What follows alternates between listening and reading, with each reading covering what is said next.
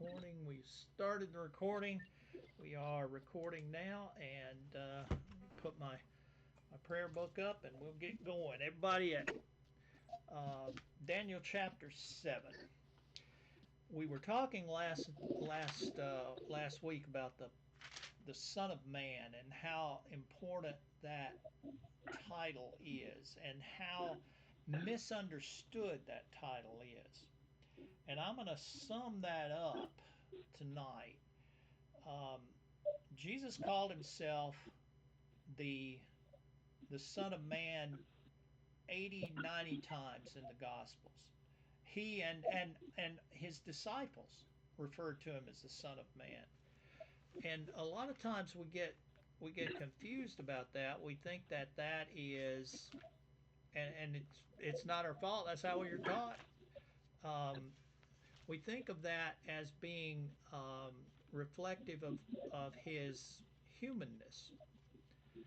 But when we read the opening of the Gospel according to Mark, Mark starts off like this: in the beginning of the Gospel of Jesus Christ, the Son of God.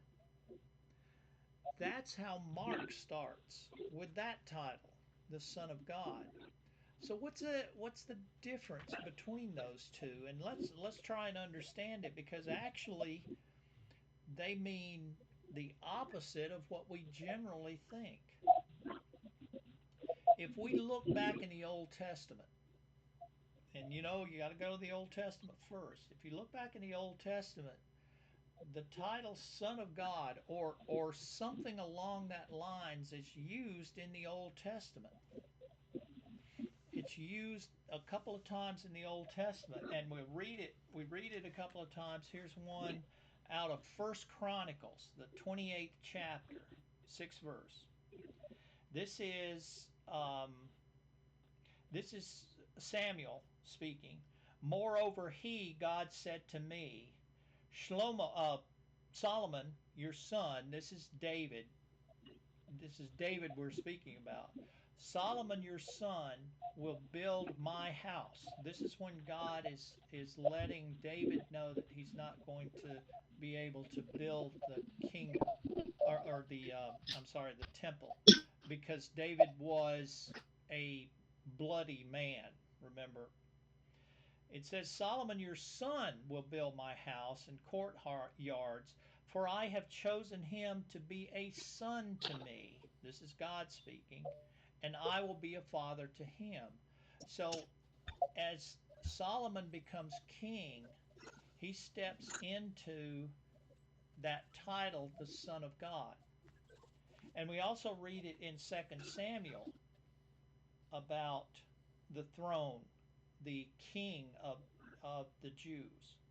When your 2 Samuel, the 7th chapter, 12th verse, when your days come to an end, you sleep with your ancestors. I will establish one of your descendants. This is God speaking to David. Your descendants to succeed you, one of your own flesh and blood. I will send up his rulership. He will build a house for my name, and I will establish his royal throne forever. I will be a father for him, and he will be a son for me.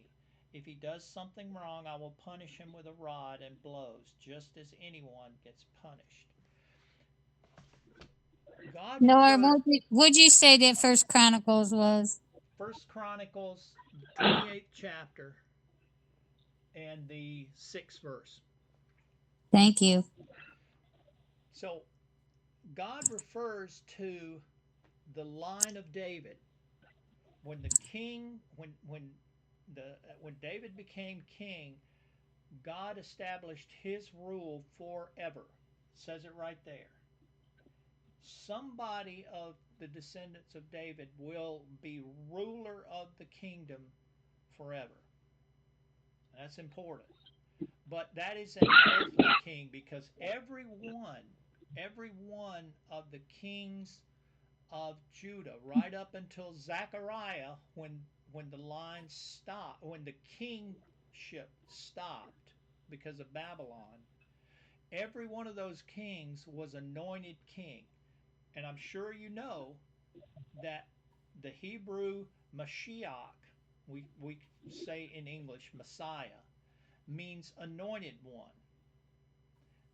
And that Messiah, that anointed one, was referring to the king, the earthly king of the kingdom. Because every king, you remember Solomon, um, not Solomon, the one before David, and his name slipped my Saul. King Saul was anointed king. David was anointed king by Samuel. Both of those two were anointed by Samuel. The king is the anointed one, the Messiah, Mashiach. In Greek is Christos, same meaning. Christos means anointed one. So when we say Jesus Christ, that's not his last name, that's his title. Jesus the anointed one. So that title, the Son of God, is speaking of an earthly king, it's a political word. However, when you say the Messiah, the anointed one, that's when something different happens. And that's when we change a little bit. And a lot of times we think that uh, this this anointed one, this concept of an earthly embodiment of God on earth, we think that's a Christian thing. That happened when Jesus came, and this concept of God being flesh on the earth was something new. Almost like it was invented there when Jesus was born. No, no, no. No, no, no. That was in the Bible a long time. And in fact, if we go back all the way back to Genesis. When you run back to Genesis at the fall, Genesis 3, God is speaking to the Nakash, the serpent. This is after Eve has eaten the fruit and given it to Adam. But remember, Adam was standing right there the whole time. He heard everything. God had punishments. God had curses for all of them. And the first one he spoke to was the serpent. And in verse 14, we see the Lord God said to the serpent, because you have done this, cursed are you above all livestock and above all the beasts of the field. On your belly you shall go, and dust you shall eat.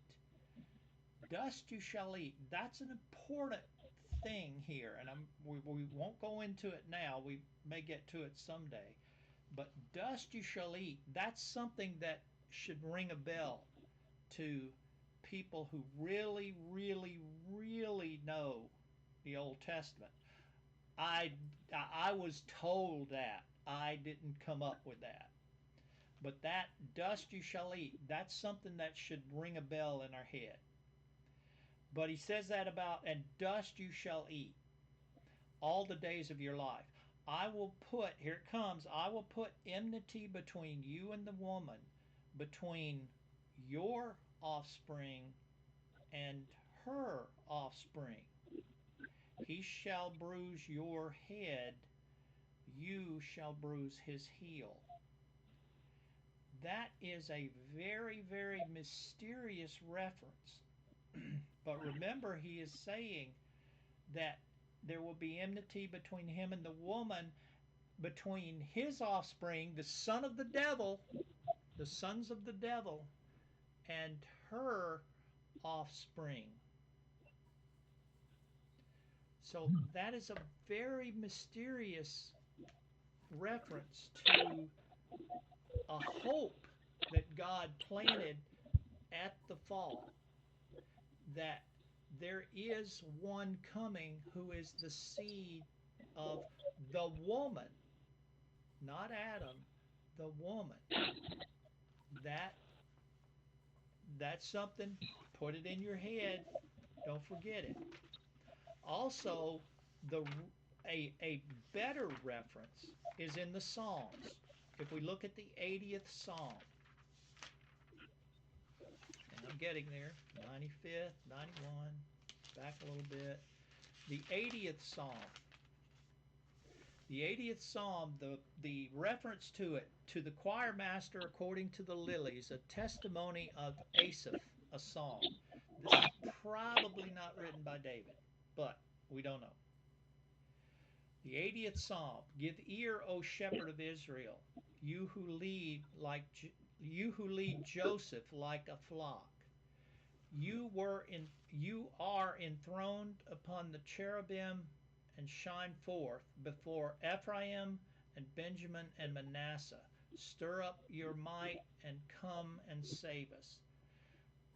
There's another thing that should set off alarms in our head that this is something important. You who lead Joseph, the tribe of Joseph, and you are enthroned upon cherubim, shine forth before Ephraim and Benjamin and Manasseh. That's an odd pairing. Joseph, remember, his tribe was split in two. God had Manasseh, his firstborn, and Ephraim, his secondborn, are now tribes of Judah to replace David, to replace Joseph. But he still says you will lead Joseph. But look at who he stuck in there, Benjamin. Why is that? I don't know. I don't know, but that right there, when I read this, I said I don't have time to deal with that now. But there's something important about Joseph, Ephraim, Benjamin, and Manasseh, being this is a a, a psalm about the Messiah, the Messiah. We go on, verse 3. Restore us, O God, let your face shine, that we may be saved. O Lord God of hosts, how long will you be angry with your people's prayer? You have fed them with the bread of tears and given them tears to drink in full measure. You make us an object of contention for our neighbors, and our enemies laugh among themselves. Restore us, O God of hosts, let your face shine that we may be saved. All right, listen to this. Here's where it gets thick. Verse 8.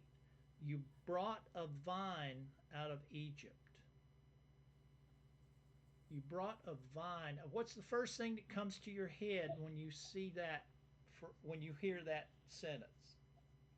You brought a vine out of Egypt. What? No, What did he say? no. What did he say? That's okay, Norm. I'm sorry. All right.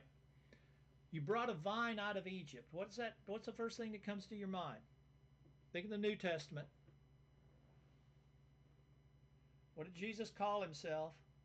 He's the vine, you're the branches. I am the vine, you are the branches. He brought a vine out of Egypt. So right now we know what we're talking about. We're talking about the escape from Egypt. And he brought a vine out of Egypt. You drove out the nations and planted it. You cleared ground for it. It took deep root and filled the land. What's he talking about there? This is not this is not rocket science. You cleared ground. You drove the nations out and planted it. Where did the Israelites end up? In the promised land. Who was there? The Canaanites, the Hivites, the Jebusites, all that bunch was already there. God wiped them out and planted them in the promised land. Cleared ground for them. It took deep root and filled the land. The mountains were covered with its shade, the mighty cedars with its branches. It set out its branches to the sea, and it shoots to the river. If you remember when God defined Abraham's land, it went from the Euphrates down to the Red Sea, and from the Great Sea, the Mediterranean, to the Jordan River. So there's God's talking about the promised land. Uh, it set out his branches to the sea and its roots to the river. Why then have you broken down its walls, so that all who pass among the way, pluck its fruits? The boar from the forest ravishes it, and all that move in the fields feed upon it. Israel stayed there a long time, right up until God broke down the walls. That would be, we're talking about Babylon there, because Judah was the last kingdom. It broke down the walls, and now the people were gone from the land. This is from Egypt to the promised land, a time of plenty there, but then due to their stiff neck, God allowed Nebuchadnezzar to come in and break down the walls. Now the important part, 14. Turn again, O God of hosts, look down from heaven and see. Have regard for this vine, the stock that your right hand planted. And here it comes. And for the son whom you made strong for yourself. They have burned it with fire, they have cut it down. May they perish at the rebuke of your face. But let your hand be on the man of your right hand, the Son of Man, whom you have made strong for yourself. Then they shall not turn back from you. Give us life, and we will call upon your name. Restore us, O God of hosts, let your face shine that we may be saved. Let your hand be on the man of your right hand and the Son of Man whom you made strong for yourself. That right there is exactly what we read last week, verse 13 in chapter 7. I saw in the night visions, and behold, in the clouds of heaven there came one like a son of man. And he came to the Ancient of Days and was presented before him. And to him was given dominion and glory and a kingdom, and all the peoples and languages would serve him. His dominion is an everlasting dominion which shall not pass away, and his kingdom shall not be destroyed. He was presented before the Ancient of Days, and the Ancient of Days returned the dominion of all things from Nebuchadnezzar. Remember, dominion was given to Nebuchadnezzar. God gave dominion to Nebuchadnezzar when he took over Babylon. But it ended right here when Jesus returned to his Father to sit at his right hand. So that psalm clearly says something about this Son of Man. And remember what we said last week. Daniel says there was one like a son of man. Just like he said, it was like a lion. But it wasn't a lion because it had wings. It was like a bear because bears walk upright. This bear walked crooked. It was like a leopard because it wasn't a leopard because it had wings also. And now he sees somebody that was like a son of man, but it couldn't be because no man, number one, can come up through the clouds. No man can come up through the clouds. And if he's coming up to the clouds, he's in the heavenly places, and now he's before the Ancient of Days, which no man can stand before. So it could not be a man. It's something like a man.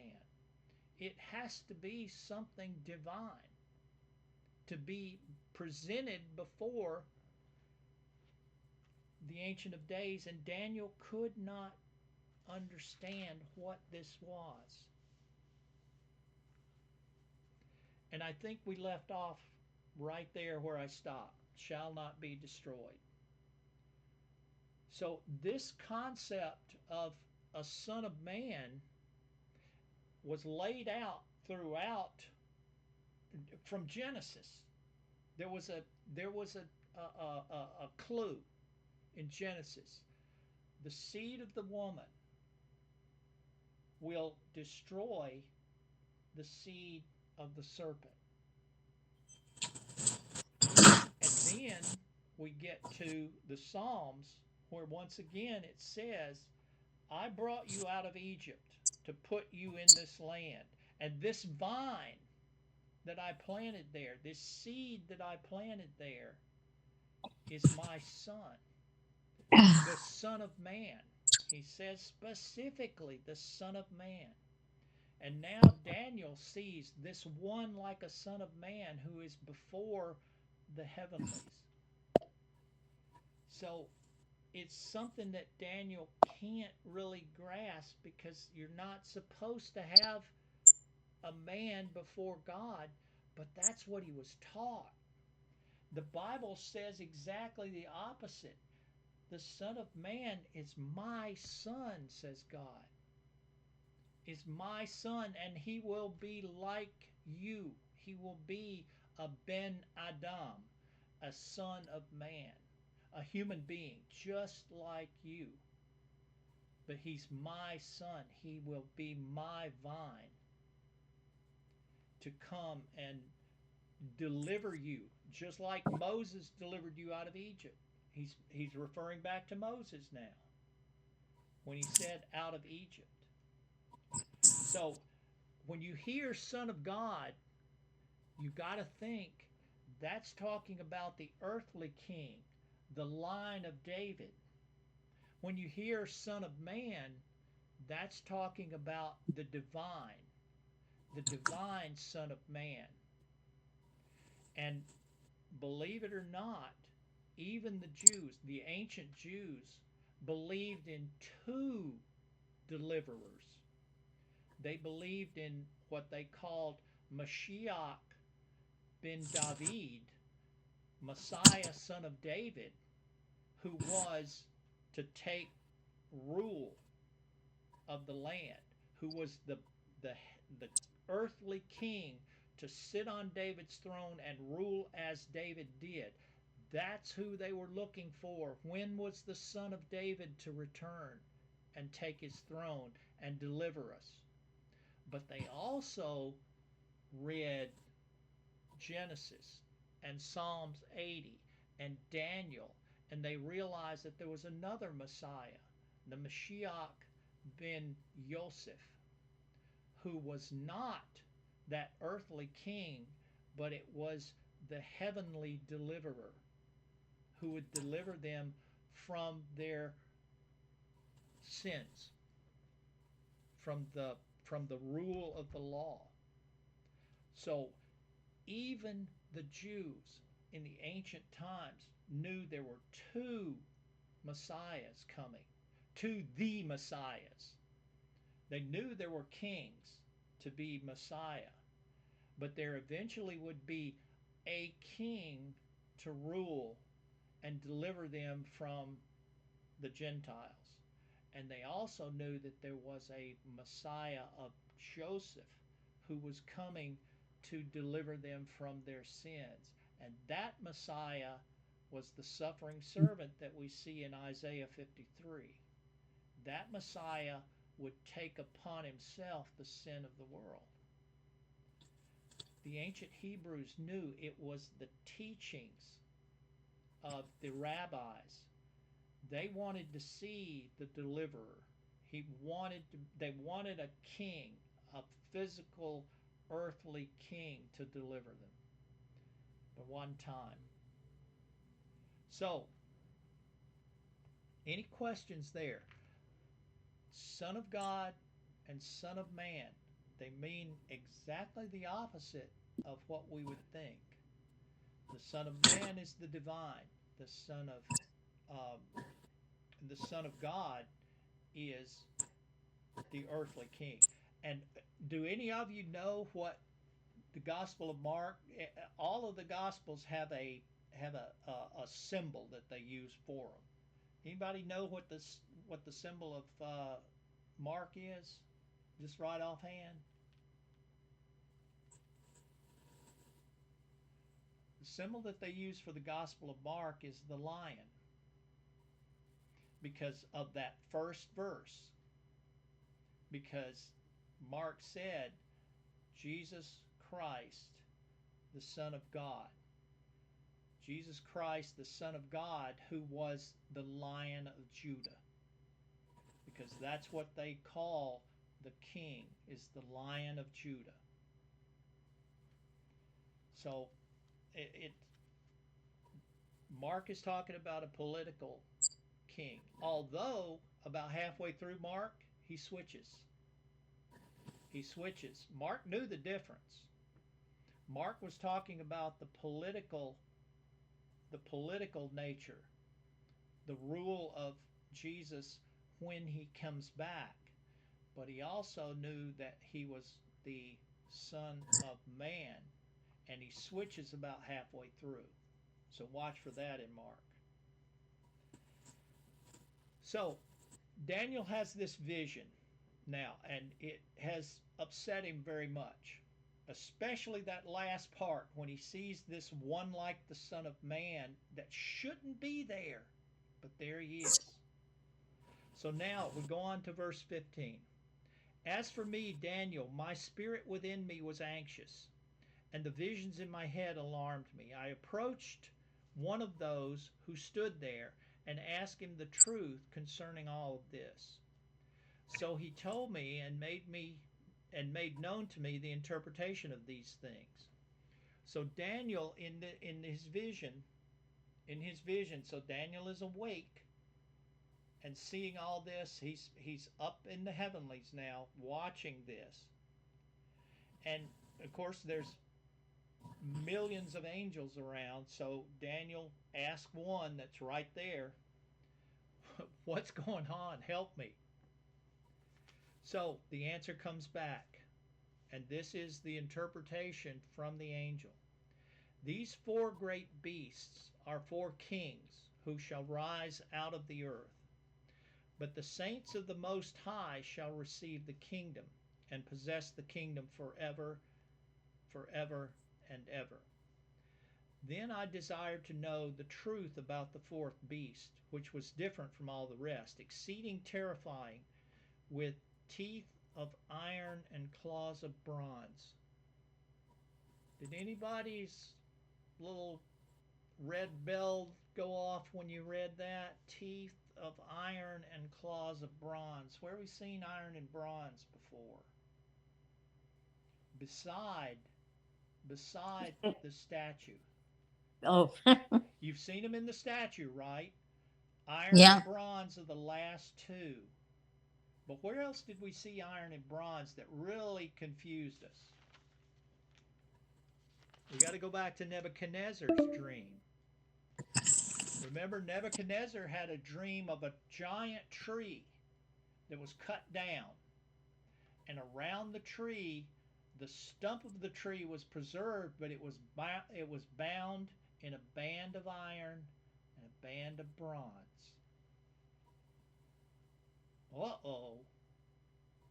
This fourth beast has something to do, I think, with the binding of the stump of Babylon with bronze and iron.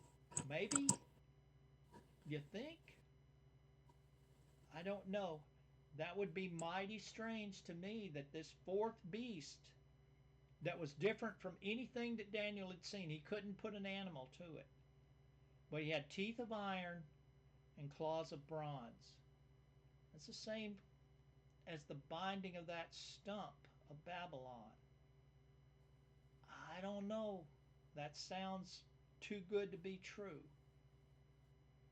But that jumped right out at me. Teeth of iron and claws of bronze. That's the same thing that Babylon was bound with, that stump. I don't know. We'll deal with it in Revelation.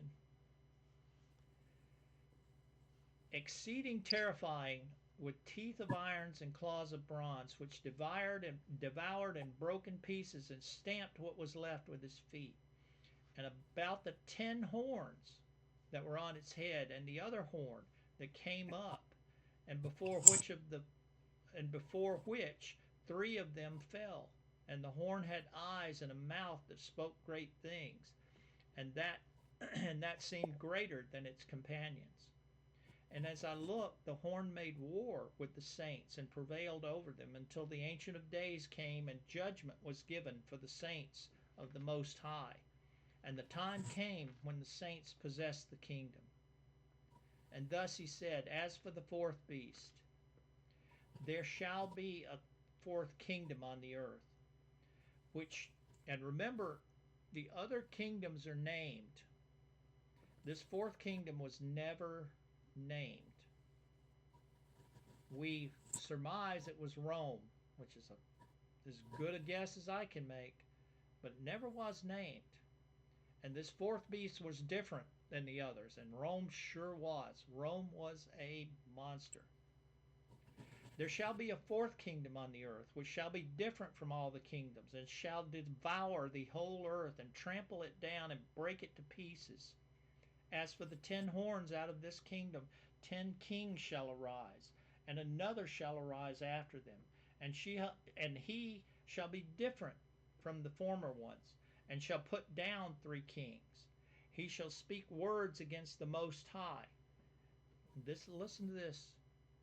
He shall speak words against the Most High, and shall wear out the saints of the Most High, and shall think to change the times and the law, and they shall be given, and they, the saints, shall be given into his hand for a time, times, and half a time. That third sentence in verse 25, and shall think, this little horn here, which no argument, hardly any argument at all. Just the few arguments are just nonsense. That this little horn that we talk about in Daniel's vision, and then we're going to hit it again in Revelation, this little horn is the Antichrist. But look at one of the things that he's going to do. He shall speak words against the Most High, and shall wear out the saints of the Most High. And then shall think to change the times and the law. That one jumped out at me. That one jumped out at me and made me think. And I've been puzzling for this for a long time also, in addition to what the iron and the clay mixture are. But this one jumped out at me. Shall think to change the times and the law. The law, we don't argue about. The law, the Torah. They're going to change the laws of God in the Torah. But to change the times, that one hadn't sat well with me. Because that word there, the times, that's the Hebrew word meaning the appointed times. These are the times that God appointed in Leviticus and then again in Deuteronomy. The times that God marked on the calendar. These are the 7 feasts. We call them the 7 feasts. They're the 7 appointed times that God gave the Jews. Sukkot, Rosh Hashanah, the 7 festivals that the Jews celebrate. That one got up against me, because how many churches these days even know the appointed times that God gave Israel? And it doesn't say right up until the time that the Messiah comes. No, it says they will be given to your generations forever. We're supposed to remember those times, and we don't. This is one of the things that's always bothered me about the appointed times that God gave his people to remember. And as near as we can figure, looking at all the interpretations, the spring festivals, the four spring festivals have been fulfilled when Jesus came. So we're waiting for the three fall festivals to be fulfilled. And that's coming.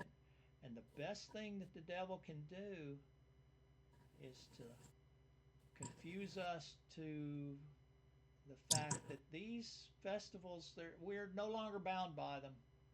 Jesus has come, he's fulfilled, he's nailed it to the cross. We don't have to worry about the festivals. Oh, yes, we do.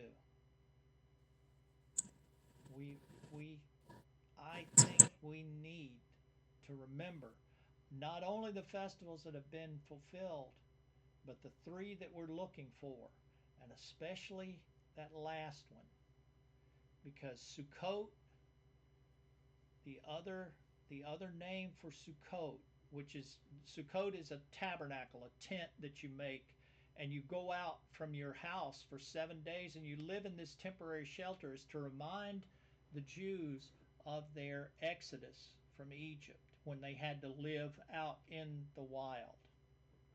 Is to remind them of that. But the other name for Sukkot is called the ingathering. And to me, when I see that final harvest of people at the end of time, when God gathers his people back to himself, that's the ingathering. The last festival is the ingathering when we go home. We go home. I think we need to be a lot more conscious of God's appointed times, because it says right here that that little horn is going to try and change not only the law to tell us that the law no longer matters, but it's also going to try and confuse us that the times no longer matter either. And I think that is crucially important for us. So we're almost out of time. I'm going to leave us with that one. And by George, next week we're going to finish. We're going to sum it up, and then we'll go on to chapter 8 next week. But I want you to think about that, and shall think to change the times in the law. The Antichrist will try and change the law, but also the time. Also the times.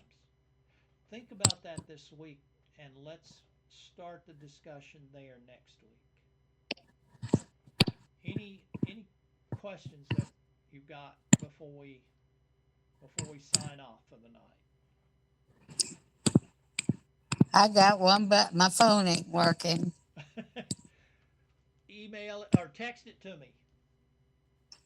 Well, when you said that, it reminded me that uh, Satan is going to try to make us miss the rapture. Mm-hmm. That would be it right there. That would be it. Look somewhere else. It's not over here. Look over there. Look over there, God's people. Keep your eyes over there. He's good I at can't that. open this up so I can turn it off. Yep. He's good at that. Roll that around in your mind this week, because that is something that has been bothering me for quite a while. That the Antichrist will try and change not only the law, he's already tried that. Did God really say? Tried that in Genesis, but he's also going to try and cover up the appointed times that God told us, these are my appointed times. Carry them with you for all generations. Know them.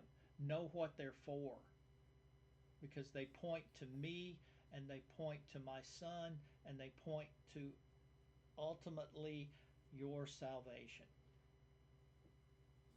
So, any questions before we call it a day?